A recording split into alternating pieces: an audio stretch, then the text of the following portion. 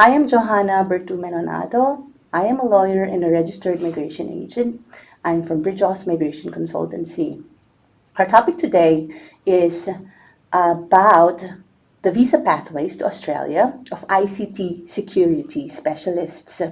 So we usually do these presentations every month with different roles, or it can be different visas depending on what our clients needs. All right, so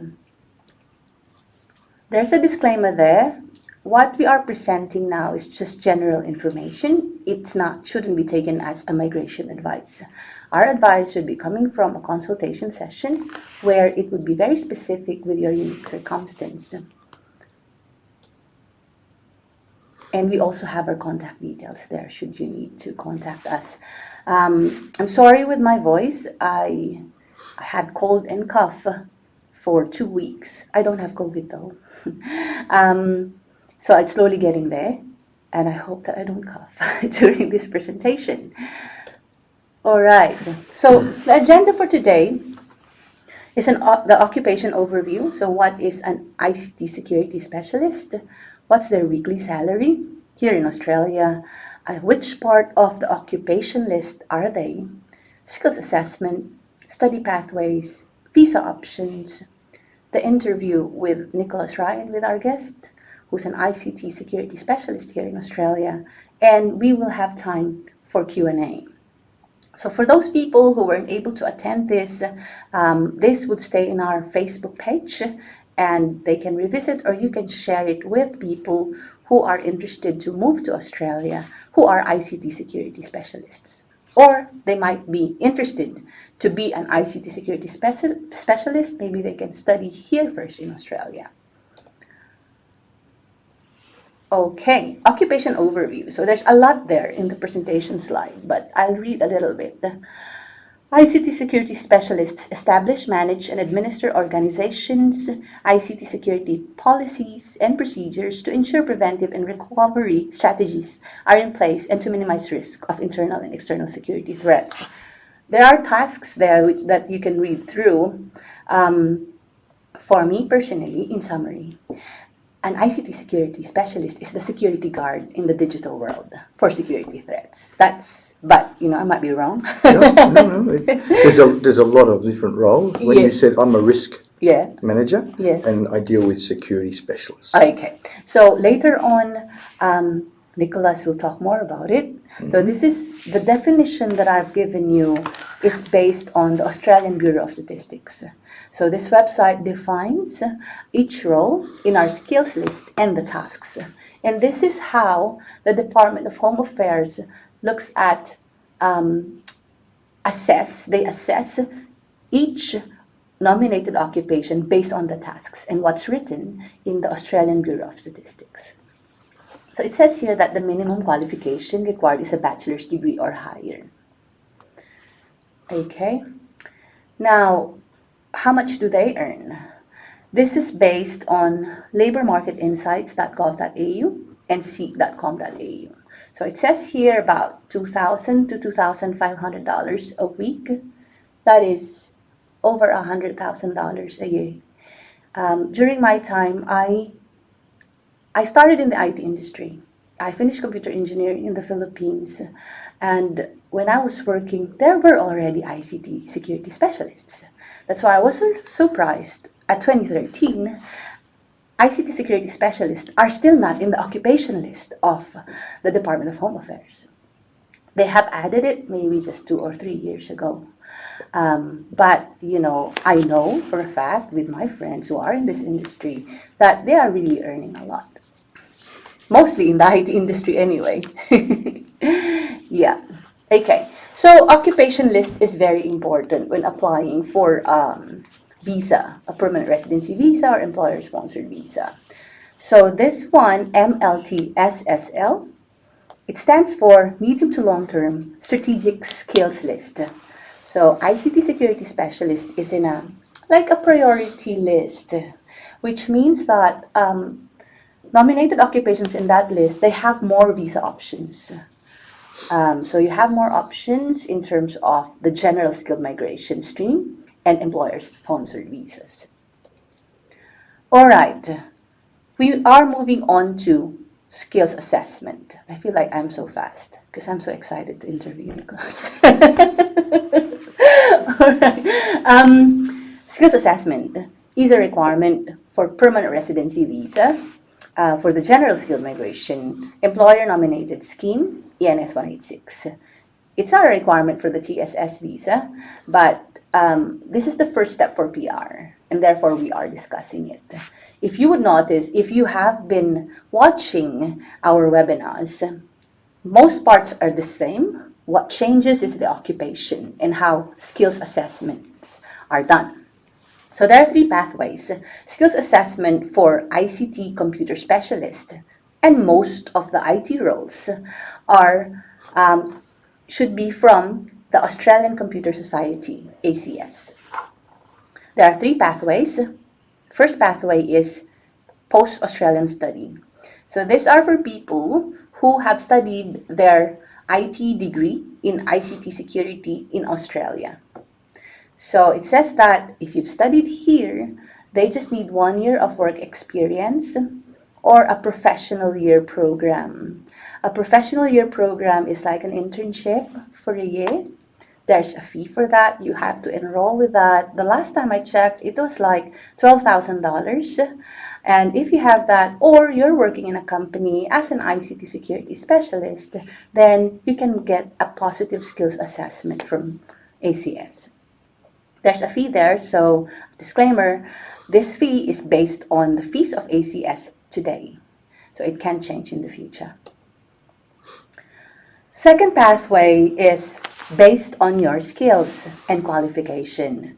So most of the people that I was able to help from the Philippines went through this pathway because they did not study here.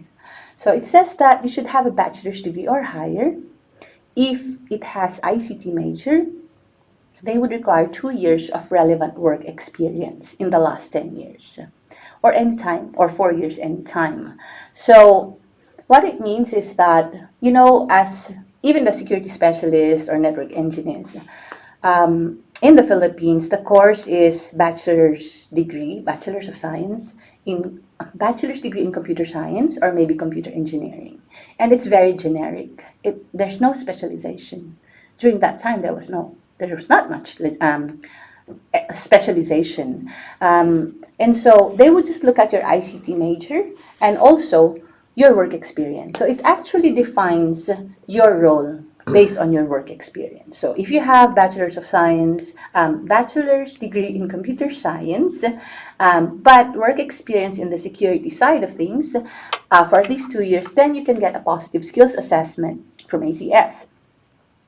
Now, if you have an IT degree, but you don't have the major subjects that they require, they would require more work experience. So it says 5 years relevant work experience completed in the last 10 years or 6 years anytime. What does that mean, the 4 years anytime? The 2 years from letter A is just within the last 10 years. But if you have had work experience beyond that or before that, then it can also be considered. Okay, that's the same fee, $530. Mind you, ACS haven't really increased their pricing. Ever since I've started this business, their fee started with $500, and it has been $500 for 8 years. So it's only this year that they have increased their price. All right, the third pathway is, so I've done some clients who are under this, it's called RPL, Recognition of Prior Learning. So, for example, you have a bachelor's degree in electronics engineering. So that's not an IT course, but you have been working in the IT industry, then it can be considered if you have 6 years of work experience. Okay? with a tertiary. So I've done it with, I think it's a client with a bachelor's degree in engineering, but has been working in, say, HP in the Philippines for many years. Then we were able to get a skills assessment, a positive skills assessment, because he has been working there for 15 years. The issue here is that during the points test, whatever ACS requires from you, whether it's 2 years, 5 years, 6 years, they take it out from your points. So I have a separate video on how you calculate points, but with the IT roles, it would be taken out. Say, for example, you have 10 years of work experience, and then ACS took 2 years, and you have exactly 8 years. So 5 to 8 years is 10 points, right? Where you should have been given 15 points, but because they've taken out some of the years, then your points for work experience becomes lower. All right, so some people haven't studied in that field, doesn't have work experience, but because it's very hot right now, cybersecurity, they wanted to study here. So you can also study here. A Bachelor of Cybersecurity, that's 3 years here in Australia. Now there's also Masters of ICT. And there are also graduate certificates available. And if you are interested with that, we can help you, we can enroll you, and we can also apply for your student visa. Now we go for the permanent residency general skilled migration stream options. Minimum requirements, you should have 65 points. Again, it's the migration points based on your age, your education, your English level, your work experience, your relationship status. So those are the ones that you get points for. Skills assessment, you are required to get that. English language, health and character, and other requirements. So with that, the options are 189 visa, skilled independent, which is moving right now. 189 visa has not moved for 2 years. Most of our clients, their application has expired, but suddenly, starting August, they have been inviting people, which is good. Skilled nominated subclass 190, you have to be nominated by a state. So if you're from Victoria, you should apply for the nomination, and if you get nominated, you get plus 5 points. The other pathways are, or this one, the 491. So this is if you are living in a designated regional area. If you're here and you're living there. But if you're still outside of the Philippines, you're applying in those areas. You should be nominated by the state, or you have a family member who is living in a designated regional area. Family member, but your role should be in an MLT-SSL. MLT-SSL, your role is there anyway as an ICT Security Specialist. So not all roles, whether you have sister in Geelong, but if your role is not in the MLT-SSL, they cannot sponsor you. So when sponsoring, just to be clear, it's not like the usual question is, what's that word? So in the Philippines, most people would go to the US, and there's the word petition. So the question is, when can I petition my sister? We don't really have that. It's just that if you have a sister in the regional area, you can claim additional 10 points. All right, moving on to the employer-sponsored visas. So if you have an employer who's willing to sponsor you as an ICT security specialist, then you can get on through this visa. This is a permanent residency visa, ENS 186 direct entry. So the requirements are, of course, you should have a sponsor, you should have at least 3 years of full-time work experience, you should have skills assessment, registration is not required, English language, health and character, you should be below 45, and or unless exempted, and you should satisfy all the other visa criteria. The ENS has a different flavor as well. It's called the transition stream, TRT. These are for people who have been holding a 457 or 482 visa, who have been working here and have been sponsored before. After 3 years, they're eligible to apply for the transition stream. if their employer is willing to sponsor them.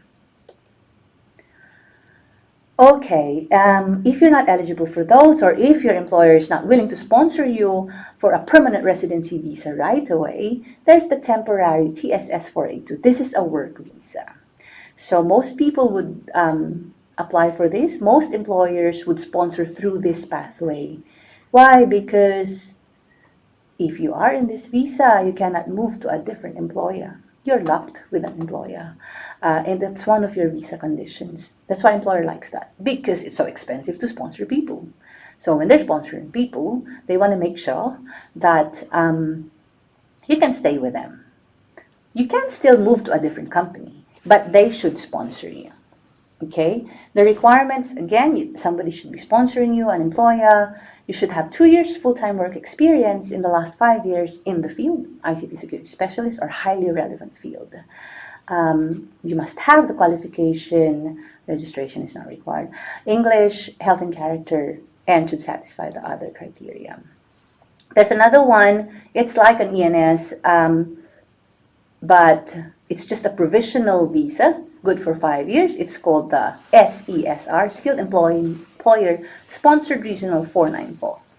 Okay, so this is if the employer, the work location, is located in a designated regional area. Examples of designated regional area are Geelong, Ballarat, Bendigo, but there are more. There's a website that would tell you the postcodes of these areas. Okay, so it's the same requirements as ENS. 3 years work experience, skills assessment, and the rest. Okay, for student visa, as what I've mentioned, you don't have the work. If you don't have the work experience, you don't have the qualification, you want to be an ICT Security Specialist, then you can apply for student visa. The very first thing is you have to prove that you're a genuine temporary entrant.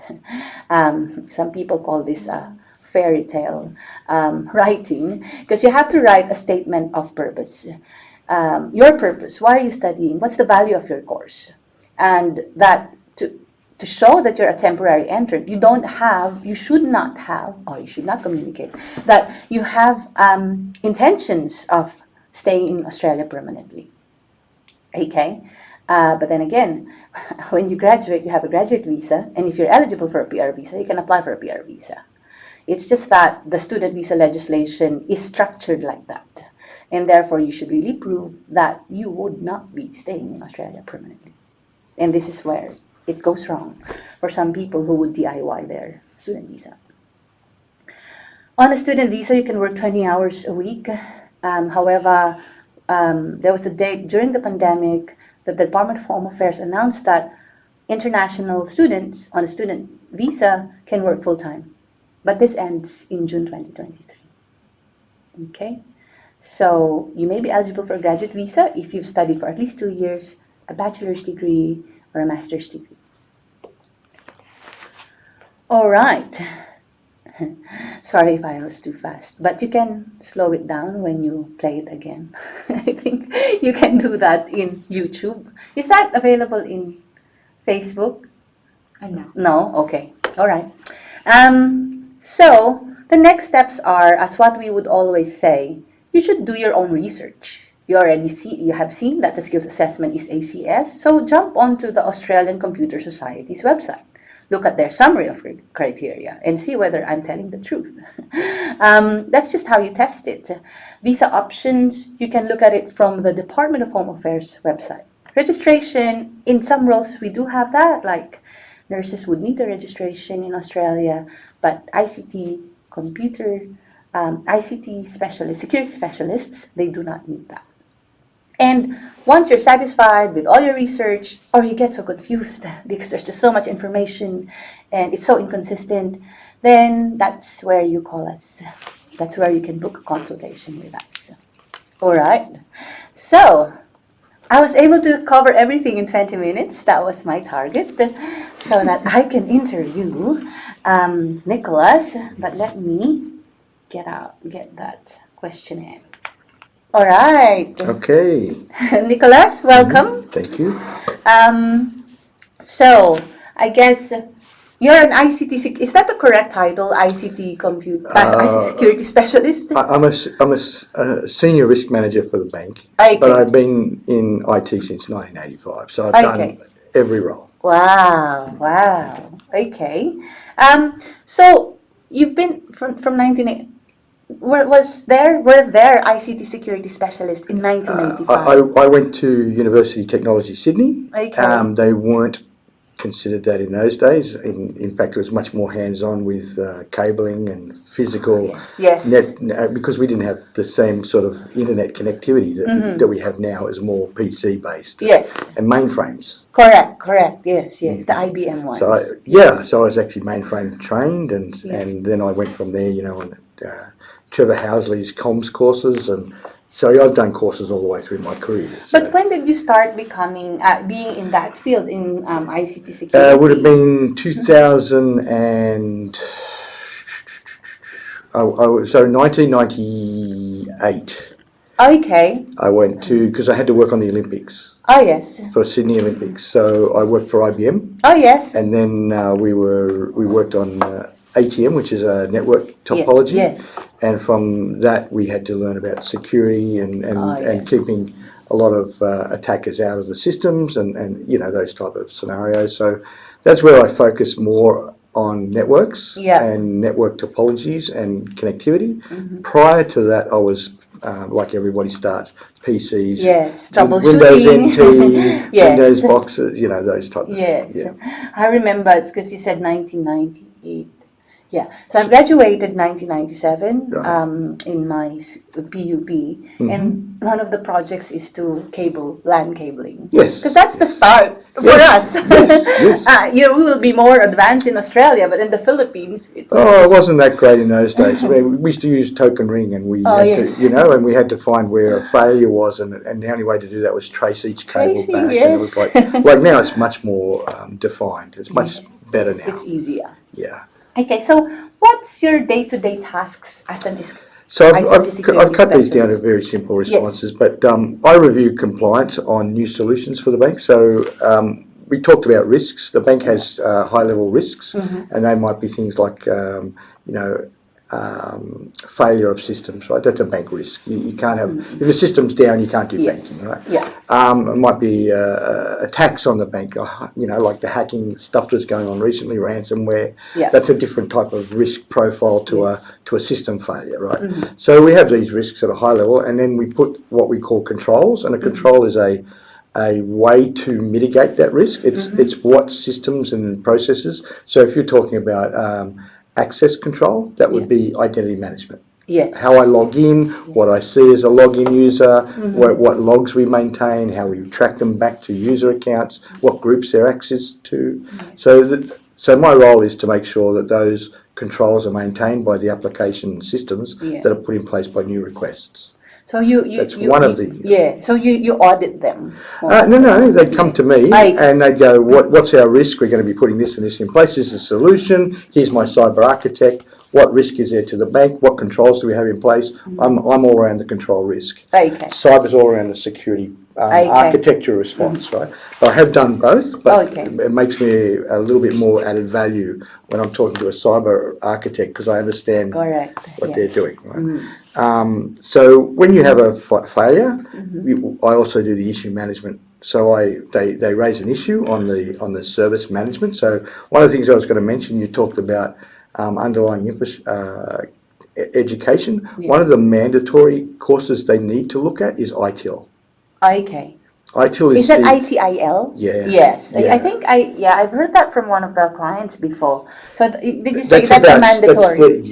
In the bank. Okay. It's about service management and how that process works with it's a framework. Okay. Right? Okay. It's not cyber based, but it's a understanding how service management works. Okay. Right? So I work with this. When I talk service managers, they're the ones that own for instance, backups. Okay. They own the service. Years ago, when you probably did it, when I first started, it wasn't service based. Yeah. It was tower structured. Yes. But now it's end-to-end service, right? Yes. So that's why you have to know ITIL. Okay. Right? Yeah. So when you have an issue or a failure of a control, I have to raise the issue against the service owner, and the service owner has to own that and remediate. Okay. Okay. So, for instance, if there's an identity failure, they haven't got the right identity management processes. Mostly nowadays, it's usually around segregation of duties or privileged access. They're the two failures because they're hard to maintain with some of the applications. Okay. Okay. So you've got an admin guy that works on the server. Yeah. But he's also got access to backups. Yes. You understand? Yes. He's not meant to have that, right? So they're the kind of scenarios we look at. Okay. Yeah. Okay. And my third thing is to identify those weaknesses. I've got to work with the service owners and go through their processes and tooling and how they do. So there's new access and then there's old legacy. And what are we doing with old legacy? And so that's they're the three main ones. But it's all control based. Okay, I can understand why you've mentioned that it's really a consultant level because you have to talk to different people from the business unit who are doing their own thing. Yes. But it's based on the risks. Yes, right? And they're not as clear on the risks and the controls. They know their technology. Yes, correct. Right, they're technologists. Yeah. Yeah. Okay. So I think you've hit item 2 as well, which is because that's about which parts of the organization that you normally work with. Yep. I specifically work on hosting services, so mainframe, Unix, so all mid-range services, databases, but I don't typically work in cloud. Okay. Okay. Cloud's a different offering and it's a different group. But I don't. So if it's cloud, is that cybersecurity? Or No. So if you look at technology when you were younger, if you talked about mainframe and we segregated our mainframe up into different LPARs, that's a virtual on-prem cloud. Okay. But now you go to AWS, Azure, and they do this offering. You log in and they give you how many servers you want. Based on the t-shirt sizing, you go, okay, I want a small, medium, large. And they give you the CPU. And sorry for all the acronyms, but that's how it is, So I don't typically work in AWS or Azure. I work on-prem. Okay. A lot of those cloud offerings have specific education. Okay. Right? Yeah. Which I've done, but it's not my forte. Yeah, like specific certifications, right? Correct. Yes. Yeah, my husband is in the IT industry as well, and he's trying to get into that space. I can hear those stuff from him, and I can also hear sometimes that he's studying and doing certifications and stuff. Yeah, so a lot of the questions we're going to go through, I'll talk about other components of it because education is one of those areas where even though you talk about framework and basic understanding from 10, 20, 30 years of IT, you still have to get into specifics as new stuff comes in. Yeah, that's the thing.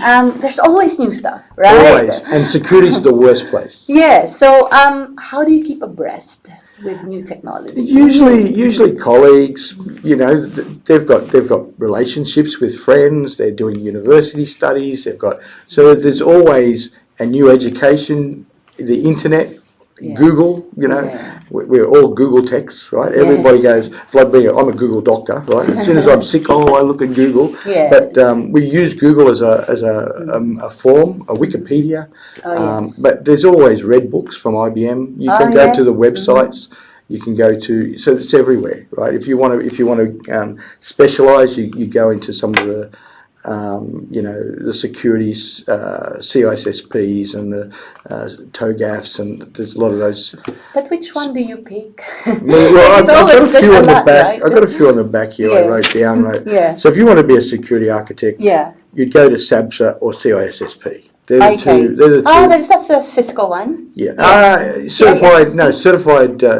Cisco is CSSN. CSSP, right? CI is Certified Infrastructure Security Specialist. Okay. But so it's not platform based. It's not Cisco. No. All right. SABSA is architecture, CISSP is security. One cyber, one's TOGAF is technology architecture. Okay. Wow, there's just so much. COBIT is control management. That's my side. CIA certification is audit. If you want to get into audit, audit's a great space to get into. And then the other one is CompTIA pen testing. So pen testing's huge at the moment. What's a pen testing? Penetration testing is where you go into a site, they give you access, and then you try and break in. Yes. And it's very, very favourable, well paid, and a lot of work. Okay. There's so much work in the industry at the moment because you're trying to stop these others like Russians and all that doing that. So the banks typically, and not only the banks, like I say the banks because I work in the banks, but I've worked in startups, I've worked in insurance. They all have the similar level of compliance and they need to evaluate their capabilities for security. And as more and more items become internet based, so even when you talk about internet, I think about your phone, I think about iPads, I think about FPOS, I think about ATMs, I think about everything. There's no, you talked about digital. There's nothing not digital. Yes. Okay, there's nothing not digital. Even you're sending this, if they wanted to hack into your Facebook, they can steal your ID. Right? I know. So it's becoming more pervasive. That means the roles and the work is going to be bigger and greater, but more technical. So with that, because you said there's many roles, there's a lot of a lot of work. Just relating to that, do you still have people in this role? Would they have work-life balance, or it's just always busy? Okay, work-life balance is a really interesting term, and as you know, because you're in the legal industry, it's up to you. Okay, if you want work-life balance, if you work for IBM, I've worked for IBM 15 years, I was doing 60, 70-hour weeks for years. And if I wanted to stop that, that was up to me. Yes. Right? They wouldn't be happy, but they would have to put up with it. Yes. The thing is, now that I work for the bank and I'm on before I was part of the supply and now I'm part of the service, it's easier for being in the service side. You actually go to your suppliers and say, why aren't you delivering this? Why aren't you doing that? But the reality is, in all industries, your boss will ask as much as he can get. Of course. And it's up to you to say, hey, look, I've done my 40 hours. You know, my son's in the same boat. He's a doctor in chemistry. He works on medical testing. And he was doing 70, 80-hour weeks. And his boss said, why are you doing that? Just cut it down. Yes. You know, so it's an interesting position, but your boss will always ask for more. Yeah, correct. I understand. Okay. So you've answered that. It's a very relevant role these days. And this one is interesting. Do you think organizations should pay ransom for their compromised data? I'm going to give you two answers. One is altruistically, right? No, you should never pay a ransom. It's like if you talk about somebody kidnapping, and it's the same concept, right? Yes. And if you start to pay, you don't know what the outcome will be anyway. Of course.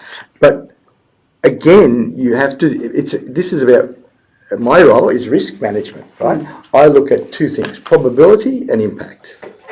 And as somebody's doing ransomware, I have to look at both of those. What's the probability they will go ahead with something, or what information have they got? And what's the impact of them doing something?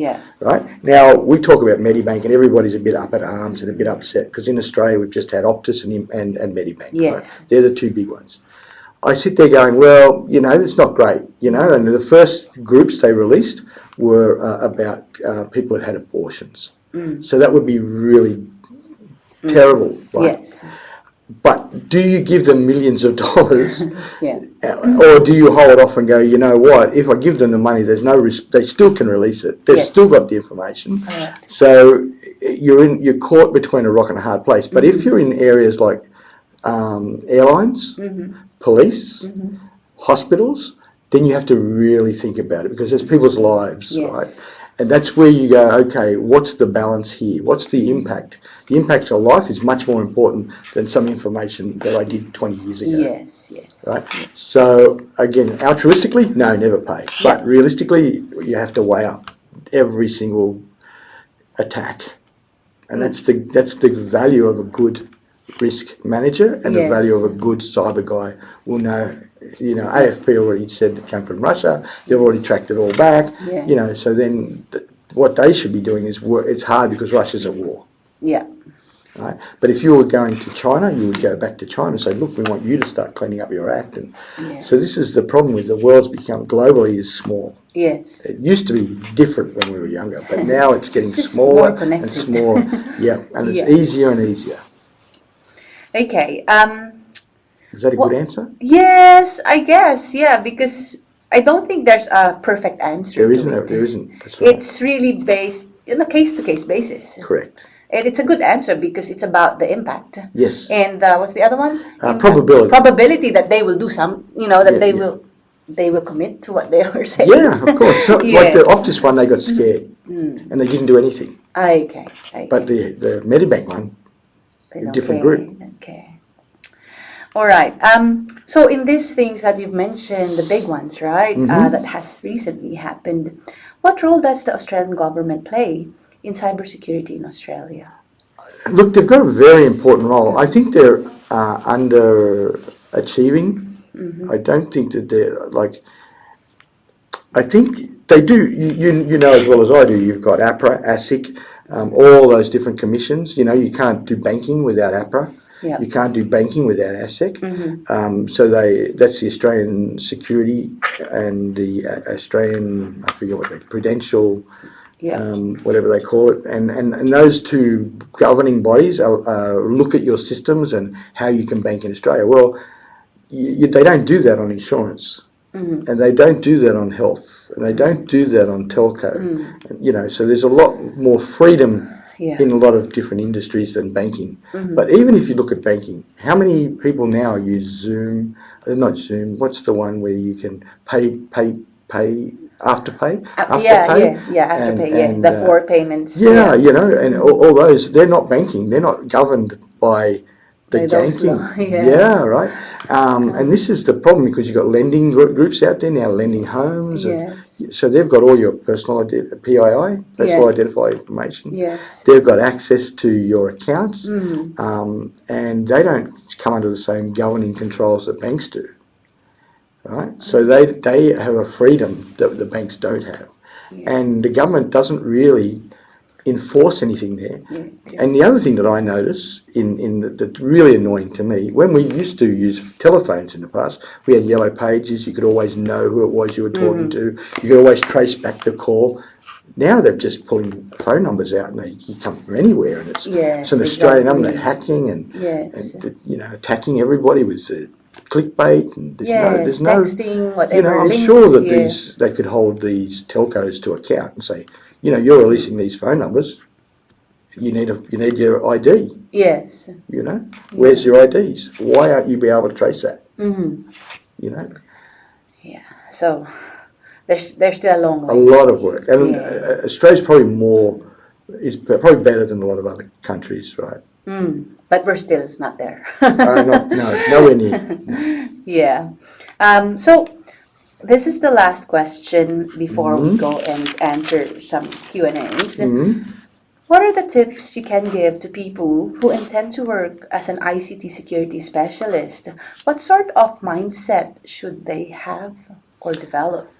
It's an interesting one because not everybody develops the same way, right? So I'll be honest, the reason I got into IT was because I was at a bank teller and I got held up twice. And I went, you know what? Oh, really? Yeah, you know what? This is why 1985. In those days, you didn't have the rising screens. You didn't have any protection. The guy came in with a shotgun, took my money. I went, okay, this isn't fun. The second time I went, okay, how do I get out? And my mate was in IT and he said, oh, you know what? I get an hour for lunch and 45 minutes for morning tea, and I get 5 weeks leave, and I get paid 25% loading, and I went, what?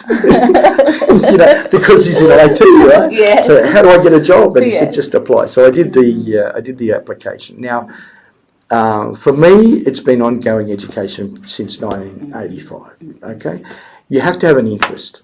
And when I started, IT was amazing. You know, computer games were new, and you had Apple and PCs, and and everything's mainframe. new. Yeah, it was the best place in the world. But now there's so many different focus. You might want to be an application developer. You go, okay, what do I do if I'm going to be an application developer? What security products do I want to play in? You might want to work on infrastructure. Now, I would probably deter people from getting into hardware so much because it's becoming more and more offshore anyway. Yes. We do a lot of our offshore work through the Philippines, our call centres. Okay. And we also do it in India, we do that. But security is always going to be onshore. There's always going to be a component that's onshore because you can't trust your data being outside of Australia. Yes. Okay. So I think the interest, reading up on the world news around what security, what attacks are happening, understanding as much as you can about, within the internet and what type of security processes are in place and policies. But it's really about interest. That's true, because if somebody's just pushing you to, then it's hard because it changes all the time. It does. You have to read a lot, and you also have to qualify the items that you read. And even if you have certification, you have to recertify and recertify, and there's money that you have to pay, and and you have to be interested. You have to be against younger people. These young guys that come in with these great skills, So I don't compete in certain areas, because they're younger and they see newer things. But I compete in other areas because I've got history and background and framework that they don't. Yes, I think for us, the older ones, we always have the legacy. We know how it started. Yeah. So if something happens at that level, that they're young, they're they have all these new things. They still have to come back sometimes with the legacy system. Of course. They go, I can't work this out. Well, did you look there? Because that's how I saw it in the past, right? They go, okay. That's how it works. Yeah. All right. Well, thank you so much. Do you have any other, suggestions or any parting words? No, I think, as I said, just have interest. A couple of those courses that we called out. ITIL. Yeah. Okay. So, just a summary of what we've discussed, like ICT, to become an ICT security specialist, yes, it's high paying, but you have to have interest and you have to really put a lot of effort, because things are changing.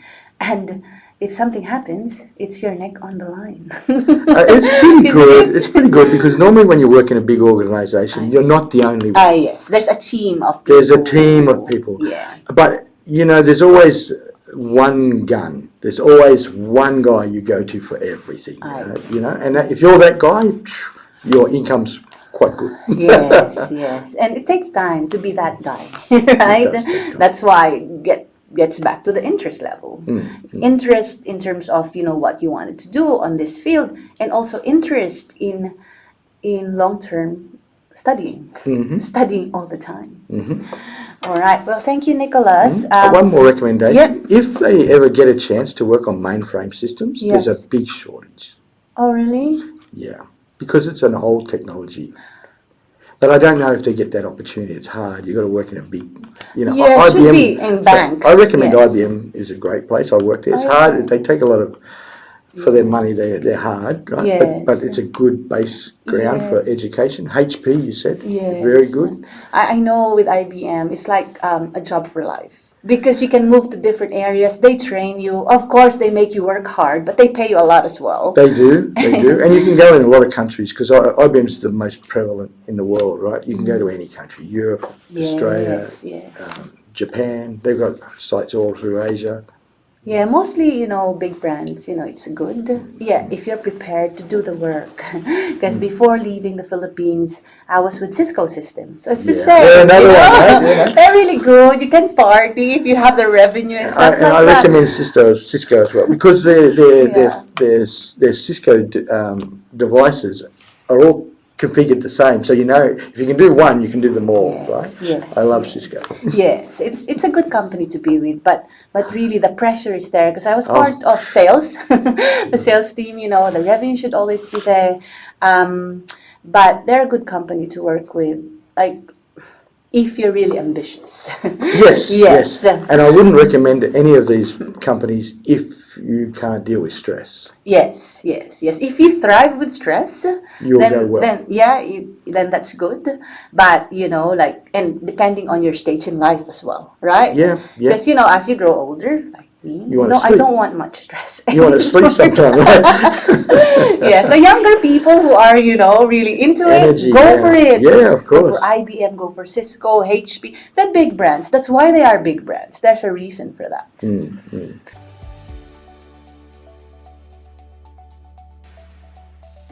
If you want a thorough discussion of your visa options in Australia, book in a consultation with our registered migration agents at www.bridgeaus.com.au.